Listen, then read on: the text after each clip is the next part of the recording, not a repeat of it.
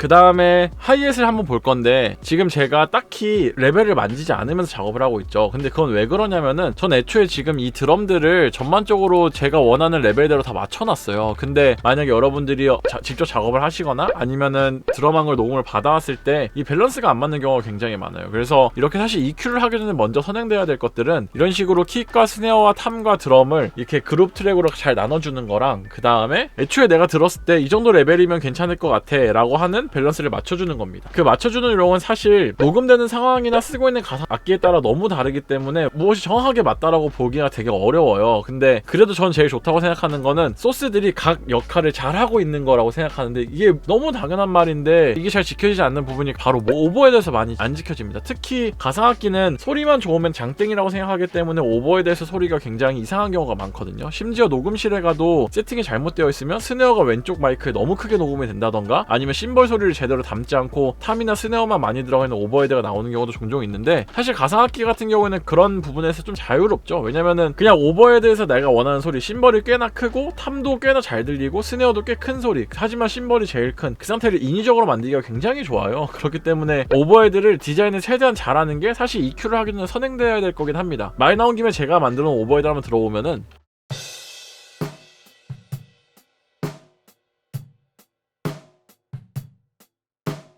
심벌이 가장 크고 그 다음에 스네어, 그 다음에 킥 순으로 크죠. 탐도 한번 앞에 하나 있어서 같이 들어보면은 이런 식으로 탐도 굉장히 크게 들어가 있는데 사실은 안 좋은 방법이긴 해요. 근데 제가 이 가상악기를 쓰면서 탐 소리 자체가 조금 아쉽다고 판단을 했고 일부러 오버헤드의 소리를 굉장히 많이 집어넣은 상태입니다. 그래서 그다지 좋은 방법도 아니고 지금 약간 잘려있네요. 무슨 이유인지 모르겠지만 이거 나중에 다시 뽑아야겠네. 아무튼 이런 식으로 뭔가 그 내가 생각하는 오버헤드 디자인을 같이 하시고 드럼 EQ를 시작하시는 게 좋고, 그래서 이 밸런스 얘기를 왜 쭉 하게 됐냐면은 하이햇이 지금 밸런스가 갑자기 안 맞게 됐어요. 왜냐면은 킥스네어 하이햇을 전부 다 밸런스를 맞게 작업을 했는데 킥스네어 에서 필요한 부분을 EQ를 올려주다 보니까 하이햇 자체가 소리가 갑자기 작아지게 느껴집니다. 원래보다. 그래서 한번 킥이랑 스네어를 EQ를 빼고 한번 들어보면은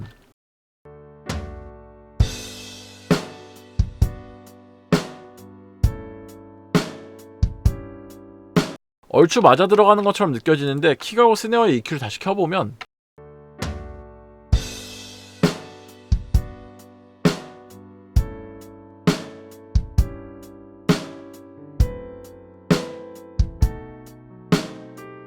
갑자기 하이햇 소리가 뒤로 쏙 들어가는 듯한 느낌이 좀 들기 시작합니다. 근데 이렇게 됐을 때 갑자기 하이햇 레벨을 너무 과하게 올려주거나 이런 식으로 진행하지 마시고, 얘도 EQ를 걸어서 한번 내가 원하는 색감과 디자인을 잡은 다음에 그래도 조금 느낌이 약하네, 내가 생각했던 어떤 밸런스가 아니네 라고 생각이 들면은 다시 한번 밸런스를 잡는 걸 추천해 드립니다. 하이햇 EQ 같은 경우에는 하이햇 특유의 그 키잉키잉 하는 어떤 쇳소리가 있어요. 저는 그 부분을 좀 듣기 싫어하는 편이어가지고 그 부분을 잘라주되, 전체적으로 하이햇이니까 정말 하이의 에너지를 많이 올려주는 거를 중요하게 생각을 해서 보통 하이 쉘브로 잡아서 위쪽을 다 올려주고 밑에 있는 로우 컷으로 좀 깎아주는 이런 아주 기본적인 하이 형태를 가집니다. 그렇다고 이런 식으로 로우 컷을 항상 어떤 것에든 많이 하는 습관은 그다지 좋은 습관은 아닌데요. 하지만 하이햇만큼은 정말 로우가 필요 없는 악기이기 때문에 저는 이렇게 하이햇에 로우를 많이 줄여줬지만, 만약에 여러분들이 하시는 하이햇에 오픈 하이햇을 연주하신다던가 이럴 때 로우가 많이 필요하시면 이런 식으로 로우 컷은 많이 하지 않으시는 게 좋습니다. 저는 애초에 이 드럼에서 하이햇을 짤 때부터 조금 낮은 하이햇이긴 하지만 이런 저주파 완전 로우 때의 음역대는 필요 없다고 판단하고 디자인을 한 거기 때문에 항상 내가 생각한 대로 디자인을 하셔야지, 제가 하는 거를 보고 무지성으로 그게 어떤 곡이든 따라 하시는 건 별로 좋지 않다고 생각을 합니다. 어쨌든 이 상태로 한번 들어보게 되면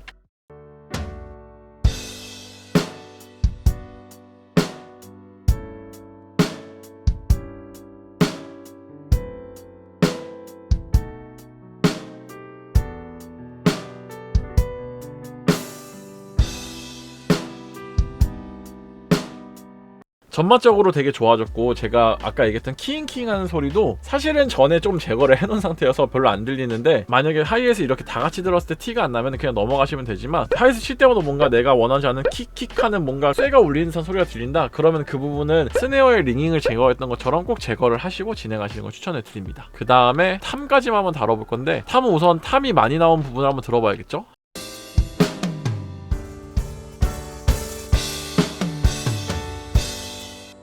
근데 지금 소스가 굉장히 끊기고 있어서 약간 불편하긴 하지만 크고 굉장히 가운데서만 들리는 걸 알 수가 있어요. 지금 딱히 받아놓고 패닝을 안 해서 그런데 저는 굉장히 격한 패닝을 원하기 때문에 이런 식으로 좀 하드 패닝을 해주도록 하겠습니다. 그 다음에 다시 한번 들어오면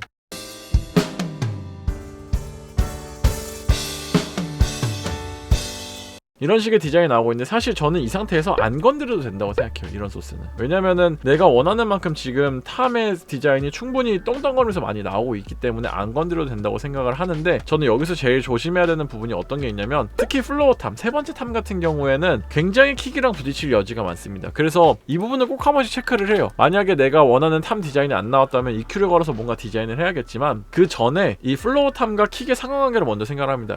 이 페이필터 EQ가 좋은 점은 이런 식으로 애널라이저에서 내가 그동안 걸었던 거랑 비교해서 들어볼 수 있다는 건데, 저는 이렇게 킥이랑 같이 탐3를 한번 비교해서 보겠습니다.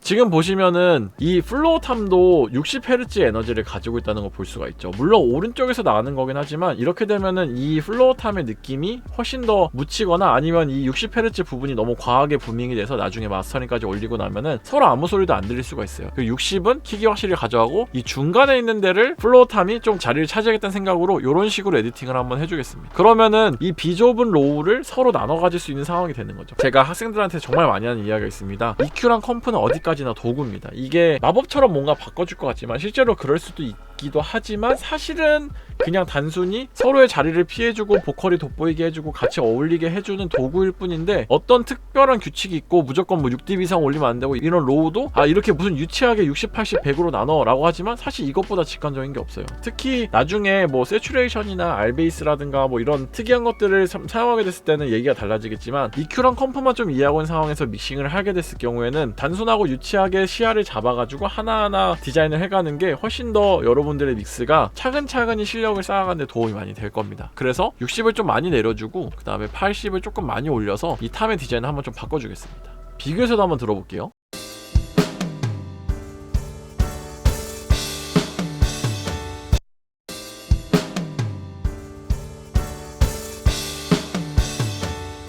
팔분음표 섹션을 치면서 올라올 때 확실히 저 80Hz랑 60Hz랑 나눠지기 시작하니까 전반적으로 로우가 쿵쿵쿵 올라온 느낌이 더 많이 들기 시작을 했어요. 근데 하지만 여기서 보면 탐3 자체의 소리는 그다지 안 좋아졌을 수 있죠. 그래서 킥이랑 같이 나오는 이런 부분에서만 나눠준다던가 아니면은 내가 킥이랑 같이 나오지 않으면은 그냥 60Hz를 아예 플로어 탐이 가져가 버린다던가 이런 식의 방법도 사용할 수가 있습니다. 근데 저는 그렇게 하면은 플로어 탐의 소리가 계속 왔다 갔다 바뀐다고 생각을 좀 해서 저는 한번 이렇게 킥이랑 만나는 부분이 있어서 제어를 해두면은 웬만하면 놔두는 편입니다. 하지만 피아노 때 EQ를 나눴던 것처럼 나는 평소에도 플로어 탐이 어차피 킥이랑 같이 나올 일은 없으니까 60Hz가 에너지를 얘가 가졌으면 좋겠어 라고 생각하시면 그대로 가셔도 전혀 상관은 없어요. 근데 탐 같은 경우에는 아까 제가 듣자마자 이거는 소스를 건드릴 필요가 없어요 라고 했지만, 저는 거의 모든 소스에 공통적으로 하는 게 이게 보컬이를 방해할까 안 방해할까를 생각을 많이 합니다. 근데 지금 같은 경우에 되게 1차원적으로 생각을 해보면은 그럼 이 가운데 있는 소리가 보컬을 또 방해하겠네요 라고 생각을 할 수 있지만 사실 이건 그렇지 않아요. 왜냐면은 탐3는 애초에 오른쪽으로 굉장히 많이 가 있는 소스입니다. 지금 보시면은 오른쪽으로 77이나 가 있는 소스이기 때문에 거의 오른쪽에 붙어 있다고 볼 수 있죠. 이런 소스 같은 경우에는 사실 보컬을 방해할 만한 이 박시함을 가질 수가 없어요. 왜냐면 어차피 보컬은 가운데 있고 플로어 탐은 오른쪽에 있기 때문에 오히려 얘가 오른쪽에 있는 첼로라든가 좀 로우에 있는 것들, 아니면 오른쪽에서 뭔가 내가 이번 곡은 통기타가 좀 바디감을 가질 거야, 아니면 피아노를 좀 넓게 잡을 거야, 그렇게 사이드에 있는 애들을 방해할 여력은 있어도 사실 보컬을 방해할 일은 없겠죠. 그래서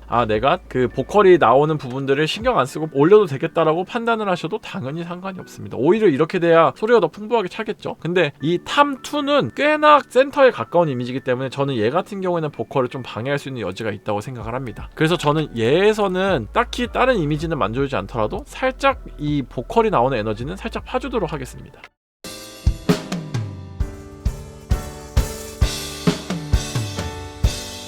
네, 이런 식으로 EQ를 항상 필요에 의해서 사용하시고 내가 생각한 대로 움직이게끔 사용하시는 습관을 들이시면 제일 좋습니다. 그 다음에 오버헤드를 만져줄 건데